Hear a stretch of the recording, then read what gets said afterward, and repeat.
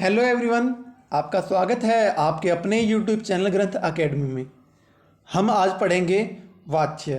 तो एक बात बता दूं पहले ही मैं कि वाच्य जो है हमारा एक वाक्य का ही पार्ट है, वाक्य का ही भाग है जो क्रिया के आधार पर विभाजित किया गया है। तो शुरू करने से पहले वीडियो को लाइक कर दीजिए, चैनल को सब्सक्राइब कर दीजिए और साथ ही बेल का आइकन भी दबा दीजिए जिससे आपको रोज़ नोटिफिकेशन मिलता रहे। तो देखिए, पहले हम बात करेंगे वाच्य की। तो वाच्य मैंने बताया कि एक वाक्य का ही भाग है।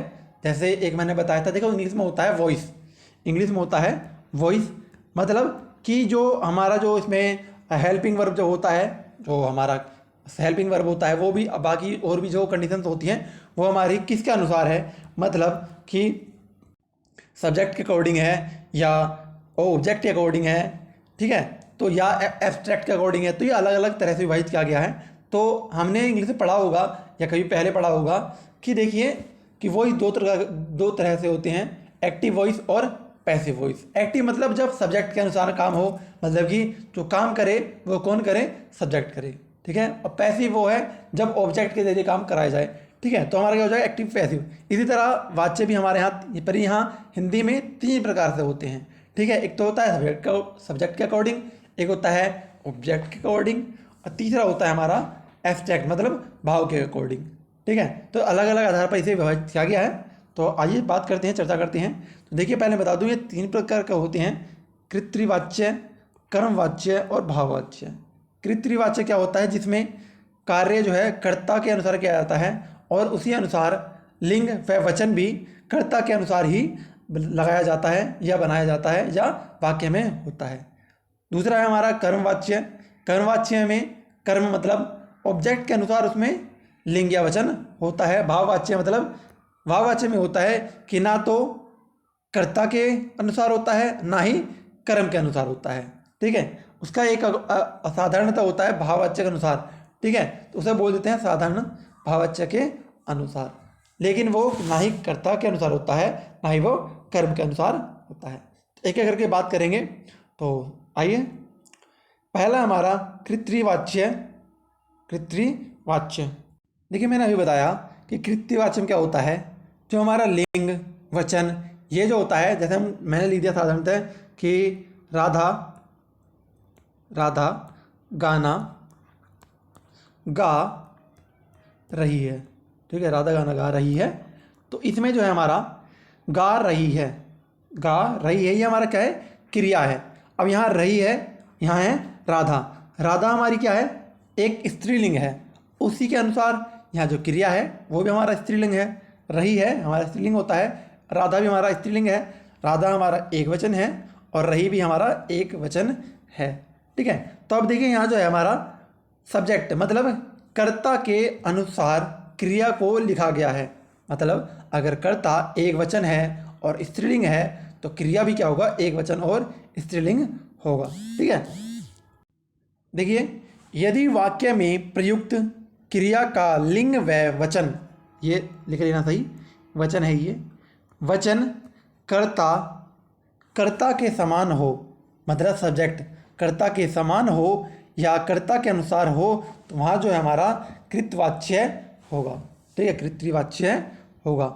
अगर देखिए, मैंने ये अभी बताया है कि क्रिया जो है कर्ता के अनुसार होगा तो हमारा वहाँ क्या होगा, कृतवाच्य, ठीक है। उदाहरण देखते हैं, जैसे दीपक पुस्तक पढ़ता है।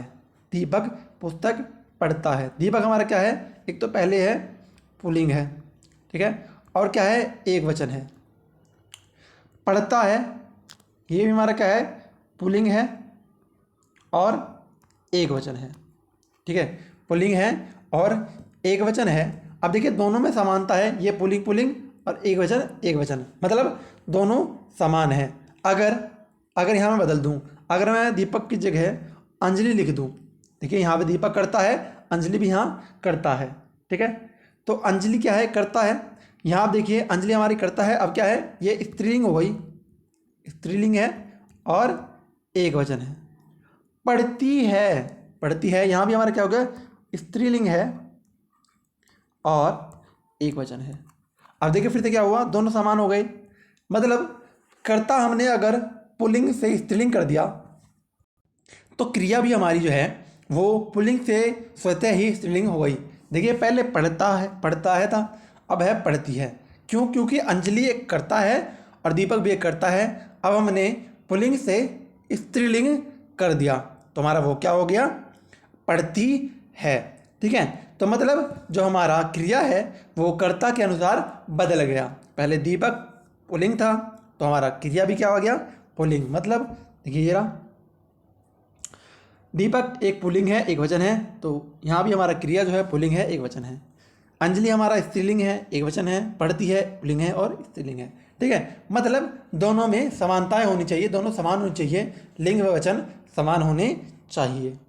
ठीक है, एक कुछ महत्वपूर्ण इसमें तथ्य हैं वो आपके लिए इंपॉर्टेंट हो गए, जो परीक्षा की दृष्टि से एकदम देखकर हम समझ सकते हैं कि वो ऐसे हो सकता है और ऐसे नहीं हो सकता। ठीक है, मतलब देखिए, यदि विभक्ति, अभी मैंने कारण बताया था कि विभक्ति क्या होता है, तो यदि विभक्ति कर्ता व कर्म, ये गलत है, कर्ता व कर्म दोनों के साथ हो तो वह कृतवाच्य नहीं होगा। मतलब परीक्षा में आपने देखा, परीक्षा में प्रश्न आया कि बताइए यह वाच्य कर्म के अनुसार है, मतलब या कर्ता के अनुसार है, यह कृतवाच्य है या कर्म वाच्य है, तो आपको देखते ही लगा देना है। जहाँ भी देखिए, राम हमारा क्या है? कर्ता, रावण हमारा क्या है? कर्म। जब कर्ता व कर्म दोनों के साथ विभक्ति जुड़ जाए, राम ने रावण को, दोनों विभक्ति जुड़ गया, तो मतलब यहाँ कृतवाच्य नहीं है, यहाँ कृतवाच्य नहीं है। डायरेक्ट देखते ही लगा देना है कि यहाँ कृतवाच्य नहीं है, बिल्कुल गलत है। ठीक है, राम ने रावण को मारा, तो यहाँ कृतवाच्य हो ही नहीं सकता। जहाँ विभक्ति दोनों में जुड़ जाए वहाँ जो है हमारा कृतवाच्य होना ही नहीं है, हो ही नहीं सकता। ठीक है, एक और है, अपवाद है कि मतलब अगर विभक्ति कर्ता के साथ आ जाए, विभक्ति कर्ता के साथ आ जाए तो हमारा क्या होगा? तो देखिए, दीपक ने पुस्तक पढ़ी, दीपक ने पुस्तक पढ़ी और अंजलि ने पुस्तक पढ़ी, तो इसे हमें ध्यान रखना है। ये जो हमारा है अपवाद में आता है, अगर कर्ता के साथ विभक्ति जुड़ जाती है, अगर कर्ता के साथ, दीपक हमारा क्या है और अंजलि क्या है? कर्ता, कर्ता के साथ विभक्ति जुड़ जाती है तो हमारा जो क्रिया होगी वो चाहे कुछ भी हो, वो हमारा कृतवाच्यक ही होगा, कृतवाच्य ही होगा। ठीक है, ये अपवाद है, इसे याद रखना है कि अगर कर्ता के साथ विभक्ति जुड़ी हुई हो और क्रिया कुछ भी हो, वो हमारा क्या होगा? कृतवाच्य ही होगा। तो ये याद करना है, ये ढंग से ध्यान रखना है। एग्जाम में जो है, परीक्षा में प्रश्न ऐसे ही आ जाता है कि दीपक ने पुस्तक पढ़ी। अब देखिए यहाँ क्या है कि दीपक ने पुस्तक पढ़ी। अब देखिए यहाँ दीपक पुल्लिंग है तो भी पढ़ी, स्त्रीलिंग है तो भी पढ़ी। तो आपने कहा यार ये तो बदला ही नहीं, ये तो समान ही है, मतलब कि इसमें भी ऐसी है, इसमें भी ऐसी है, तो मतलब लिंग बदलने से क्रिया में कोई प्रभाव नहीं पड़ा, तो ऐसे तो ये गलत हो जाता। लेकिन आपको यह याद रखना है कि अपवाद है और ये हमेशा क्या होता है? कृतवाच्य ही होता है। ठीक है, अगला है हमारा कर्मवाच्य। कर्मवाच्य मतलब कि जब क्रिया और लिंग, मतलब क्रिया का लिंग व वचन हमारा कर्म के अनुसार हो, कर्म के अनुसार हो तो हमारा वहाँ क्या होगा? कर्मवाच्य होगा। ठीक है, कर्मवाच्य होगा। तो देखिए, यदि क्रिया का लिंग वचन कर्म के अनुसार या कर्म के समान हो तो वहाँ कर्मवाच्य होगा। उदाहरण, एक चीज़ और ध्यान रखना है इसमें, देखिए यहाँ कर्म की बात चल रही है, यहाँ कर्म की बात चल रही है, तो एक चीज़ ध्यान रखना, कर्मवाच्य में कर्म हमेशा ही आएगा, वाक्य में कर्म आना ही चाहिए। अगर वाक्य में कर्म नहीं है, कर्म अगर उपस्थित है तो वो कर्मवाच्य हो सकता है, लेकिन अगर कर्म अनुपस्थित है ही नहीं, तो वह हमारा क्या होगा? कर्मवाच्य होगा ही नहीं। ठीक है, तो उस तो एक देखते ही हटा देना है कि ये कर्मवाच्य हो ही नहीं सकता। मतलब कि अगर कर्मवाच्य में साबित करना है तो हमें वहाँ कर्म चाहिए। ठीक है, अगर कर्म नहीं होगा तो वहाँ कर्मवाच्य नहीं हो सकता, मतलब क्रिया सदैव सकर्मक होगी। ठीक है, उदाहरण देखते हैं, दीपक के द्वारा खाना खाया जाता है, दीपक के द्वारा खाना खाया जाता है।